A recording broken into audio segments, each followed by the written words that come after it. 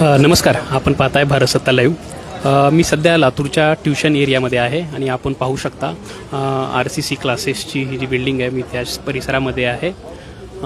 मोठा गजबजणारा हा परिसर आज आपल्याला आपण पाहू शकता मोठा सुनसान दिसतोय।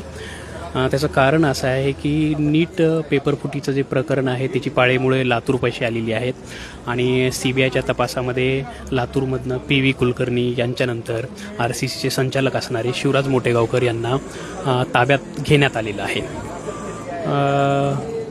RCC संचालक असणारे शिवराज मोटेगावकर यांची 2-3 दिवसापूर्वी CBIकडनं 7-8 तास तपासणी झाली होती, त्यांची चौकशी झाली होती। त्यावेळी CBIनं त्यांच्याकडनं काही कागदपत्र वगैरे जप्त केली होती आणि त्यानंतर काल त्यांची परत एकदा नव्याने 7-8 तास चौकशी करण्यात आली आणि त्यांना ताब्यात घेण्यात आलेलं आहे। अधिकृत जी माहिती मिळते त्याप्रमाणे त्यांना पुण्यातनं CBIने ताब्यात घेतलेलं आहे आणि आत्ता त्यांना दिल्लीकडं घेऊन जाण्यात आलेलं आहे। मोठ्या प्रमाणात हा लातूरच्या शैक्षणिक क्षेत्रामध्ये धक्कादायक आणि खळबळजनक प्रकार समोर आलेला आहे।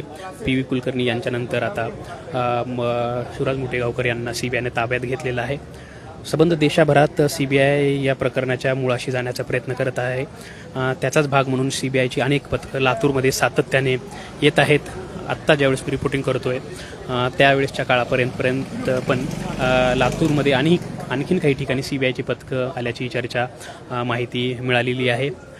काही डॉक्टर्स लोकांनी पण आपल्या पाल्यांसाठी पेपर घेतले असल्याची माहिती समोर येत आहे। अधिकृतपणे ती माहिती अजून उघड झाली नसली तरी मोठ्या प्रमाणात ती माहिती समोर येत आहे। CBI त्या अनुषंगाने पण तपास करत आहे।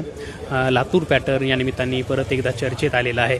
गेल्या 30-40 वर्षात अनेक शाळांनी अनेक महाविद्यालयांनी आपल्या मेहनतीनं निर्माण केलेला हा पॅटर्न पेपर फुटीसारख्या प्रकरणामुळे परत एकदा चर्चेत आलेला आहे। लातूर पॅटर्न म्हणजे फक्त क्लासेसचा पॅटर्न असं बोललं जातं आहे, पण यात मोठ्या प्रमाणात तथ्य नाही आहे। लातूर पॅटर्न हा अनेक शाळांनी आणि महाविद्यालयांनी अनेक प्रोफेसर लोकांनी अनेक मोठ्या मोठ्या शिक्षण तज्ज्ञांनी मोठ्या कष्टातनं उभा केलेला हा पॅटर्न आहे। परंतु नीट पेपरफुटी प्रकरणामध्ये हे नाव येणं लातूरकरांसाठी अतिशय दुर्दैवी स्वरूपाची घटना मानली जाते। लातूरकर पण सामान्य यावर हळहळ व्यक्त करत आहेत।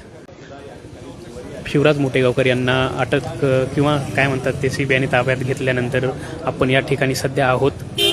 आज तुम्हाला इथं काहीच गर्दी दिसत नाही आहे, त्याचं कारण मी तुम्हाला सांगितलं आहे।